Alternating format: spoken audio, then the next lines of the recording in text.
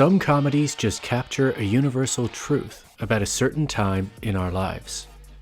Superbad is one of those movies. Yes, it's a love story about your best friend in high school and the difficulty of that coming to an end, but Superbad's plot is about reputation and social acceptance, wanting to leave a final cool impression on your classmates before you go your separate ways. Because in the world of high school, that's disproportionately important to you in ways that you'll probably look back on and cringe. Fake identity is a key theme throughout the story, not just because the boys need a fake ID to buy booze, but because the characters constantly try and fail to be someone they're not in order to be accepted. The principal stakes of the story are present throughout the first act, as Seth references old embarrassing stories as a person's only legacy, as if it's somehow permanent. That was like 8 years ago, asshole. People don't forget. And he buys into this mindset too, constantly discussing the perception he has of other people in school, or dismissing them with a label. What, so I gotta sit here and eat dessert alone like I'm fucking Steven Glansberg? These incentives underpin the characters' decisions, as they are simultaneously trying to blend in while standing out. The protagonists are so uncomfortable in their own skin that they essentially have 3 different identities. They have their reputation in school, who they are currently identified as, and the person they wish to become. And then in between those 2 personas is the reality of who they really are. This creates regular tension between trying to graduate to stage 3, but also trying not to lose what little they have already established in stage 1. And we get to watch them awkwardly try to thread that needle. Seth is the most desperate of the 3. Although supremely confident around Evan and dismissive of Fogel, Seth has deep insecurities. And given he didn't get into Dartmouth like his 2 friends, his high school reputation is abnormally important to him, because he has far less certainty about what comes next. This causes him to be more proactive and confrontational, as he feels that the clock is truly ticking for him to get a girlfriend and be remembered as cool. Whereas Evan is a bit more secure in who he is. He's not as concerned about his high school reputation, as he already knows what his plans for college are. But he does care about his reputation with his crush, Becca, and he wants to develop the confidence to finally hook up with her. But unlike Seth, who wants a girlfriend for superficial appearances or to resolve his insecurities, Evan wants something genuine. He just doesn't have the confidence that being genuine on its own is enough to attract her.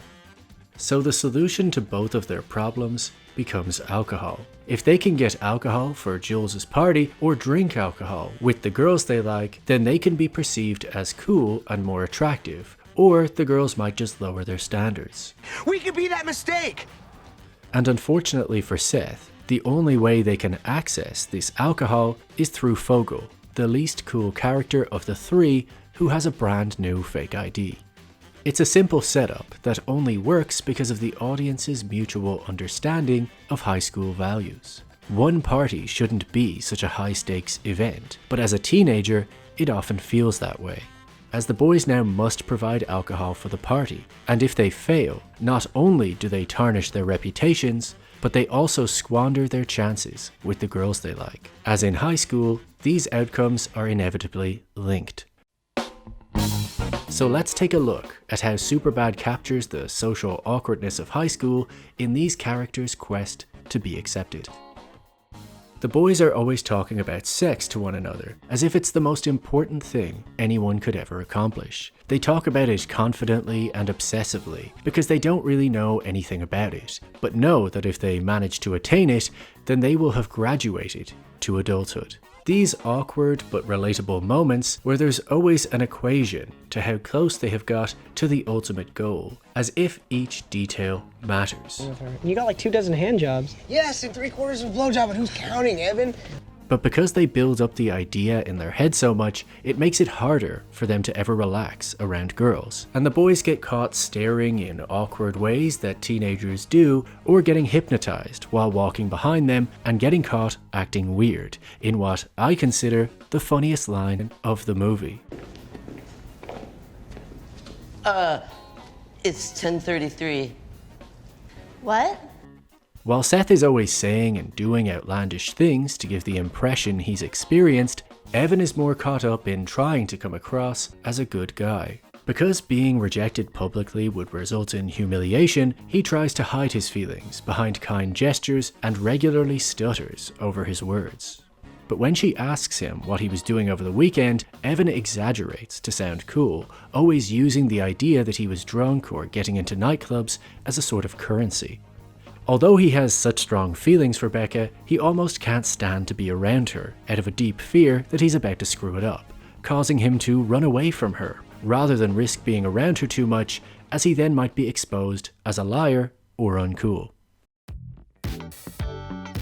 Being at that awkward age where you're right on the cusp of being an adult and thus leaving behind childhood is tough, because you start wanting to be seen as mature, but no matter how hard you try, you don't quite qualify. Like when the boys have to buy alcohol, Seth wears some of Evan's dad's clothes, and Fogel shows up in a waistcoat so he can pass for over 21. But even Fogel's fake ID is awkward and unlikely to pass. As Fogel enters the liquor store, the cameras, music, and slow motion highlight how high the stakes feel to the characters in what should be a mundane, low-stakes transaction.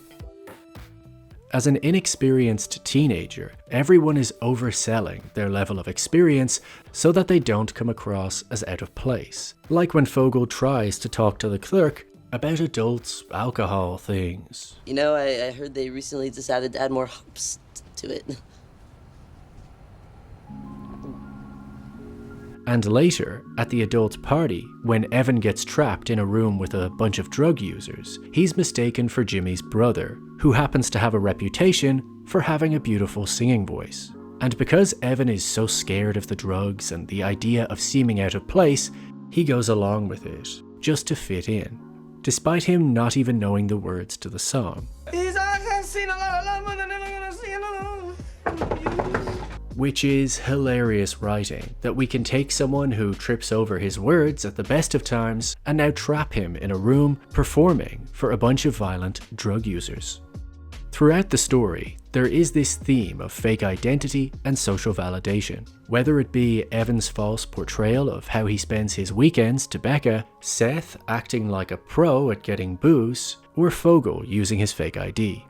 But whenever this persona is validated by other people, in Superbad, it becomes real. The drug users perceive that Evan is a good singer, so even though he's not, that perception alone helps everyone go along with it, because that's who they expect him to be. And when the cops validate Fogel's fake ID as McLovin, he is instantly welcomed into the adult world. The story also captures the awkwardness of our expectation that alcohol will permit us to act out on our true feelings. Seth wants to be associated with this, as he sees that as his way to be accepted and remembered. But as always, whenever you mix teenagers and alcohol, the results are messy. When Evan arrives at the party sober, wanting to just be honest with Becca, she's already hammered, and Evan now has to force himself to get drunk too to not be perceived as creepy or a bad guy. And now we have two inexperienced characters awkwardly fumbling around, trying to act as if they're experienced adults. Just be careful because it's a meaningful sweater and it means vintage. Becca only got drunk because she likes Evan and expected him to be drunk.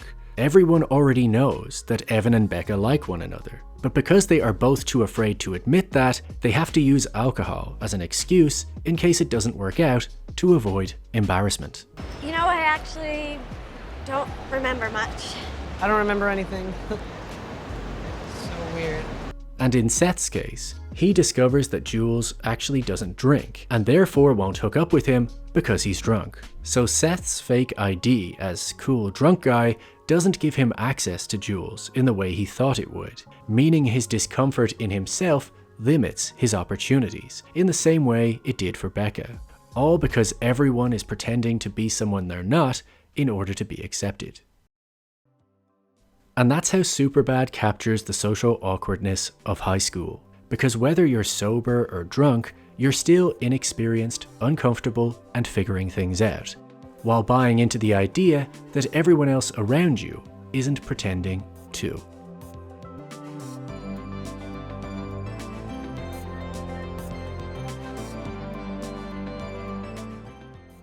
Well, you've made it this far, so you might as well like, comment, and subscribe to help get this channel to the next level.